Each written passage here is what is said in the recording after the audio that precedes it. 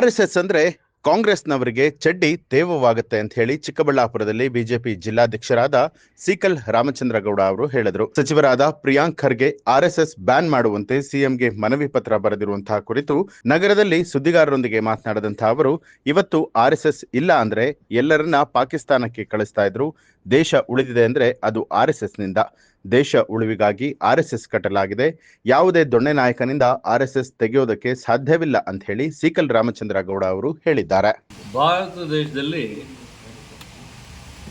ಭಾರತ ಉಳಿಬೇಕು, ಭಾರತದಲ್ಲಿ ಹಿಂದೂಗಳಿಗೆ ನೆಲೆ ಇರಬೇಕು, ಬಹುಸಂಖ್ಯಾತರಿಗೆ ನ್ಯಾಯ ಕೊಡಿಸ್ಬೇಕು, ಇಲ್ಲಿರ್ತಕ್ಕಂಥ ಗೊಂದಲ ಹೋಗ್ಬೇಕು ಅಂತಕ್ಕಂಥ ಕಟ್ಟಿರ್ತಕ್ಕಂಥದ್ದೇ ಆರ್ಎಸ್ಎಸ್. ಇದು ಯಾರು ಒಬ್ರಿಗೋಸ್ಕರ ಕಟ್ಟಿರ್ತಕ್ಕಂಥದ್ದಲ್ಲ, ಯಾರ ಅಪ್ಪನ ಮನೆ ಆಸ್ತಿಗೋಸ್ಕರ ಮಾಡಿರ್ತಕ್ಕಂಥದ್ದಲ್ಲ. ಏನು ಕಾಂಗ್ರೆಸ್ಸಲ್ಲಿ ಏನು ದೇಶದಲ್ಲಿ ಏನು ಮಾಡ್ಕೊಂಡು ಬಂದಿದ್ದಾರೆ ಎಲ್ರಿಗೂ ಹಿಸ್ಟ್ರಿ ಗೊತ್ತಿದೆ.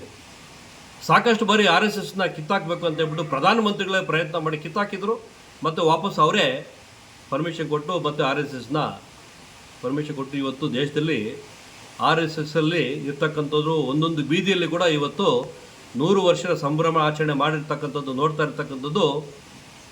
ಏನು ಕಾಂಗ್ರೆಸ್ ಅವರ ಸಂಸ್ಕೃತಿ ಚಡ್ಡಿ ಅಂತ ಹೇಳ್ತಾರೆ ಆರ್ಎಸ್ಎಸ್ನ, ಅದೇ ಚಡ್ಡಿ ಇಲ್ಲ ಅಂದಿದ್ದಾರೆ ಭಾರತದಲ್ಲಿ. ಇವ್ರಿಗೂ ಕೂಡ ಚಡ್ಡಿ ಇಲ್ದಿರ ಕಿತ್ತಾಕ್ಬಿಟ್ಟು ಪಾಕಿಸ್ತಾನಕ್ಕೆ ಕಳಿಸ್ತಕ್ಕಂಥ ಕೆಲಸ ಇಷ್ಟೊತ್ತಿಗೆ ಆಗ್ತಾಯಿದೆ.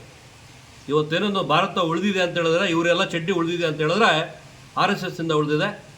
ಇವರಿಗೆ ತಲೆ ಬುಡ ಗೊತ್ತಿಲ್ಲ. ಇವತ್ತು ಅಧಿಕಾರ ಇದೆ ಅಂತ ಹೇಳ್ಬಿಟ್ಟು ಅಧಿಕಾರ ಒಂದು ದಾಹಕ್ಕೋಸ್ಕರ ಅಧಿಕಾರ ಉಳಿಸ್ಕೊಳ್ಳೋದಕ್ಕೆ ಮುಂದಿನ ಸರಿ ಅಧಿಕಾರ ಬರೋದಕ್ಕೆ ಏನಾದರೂ ಪ್ರಯತ್ನ ಮಾಡಬೇಕು, ಆರ್ಎಸ್ಎಸ್ ಇದ್ದರೆ ಆಗಲ್ಲ ಅಂತ ಹೇಳ್ಬಿಟ್ಟು ಇವತ್ತು ಅವರಿಗೆ ಚಡ್ಡಿ ಲೂಸ್ ಆಗ್ತಾ ಇದೆ. ಈ ಪ್ರಿಯಾಂಕಾ ಗಾಂಧಿ ಅಲ್ಲ, ಅವ್ರ ಅಪ್ಪ ಅಲ್ಲ, ಅವ್ರ ತಾತ ಅಲ್ಲ, ಈ ದೇಶದಲ್ಲಿ ಯಾರು ಬಂದ್ರೂ ಆರ್ಎಸ್ಎಸ್ನ ಟಚ್ ಮಾಡೋಕ್ಕಾಗೋದಿಲ್ಲ, ಏನು ಅವ್ರ ಬೆಳೆ ಬೇಯೋದಿಲ್ಲ.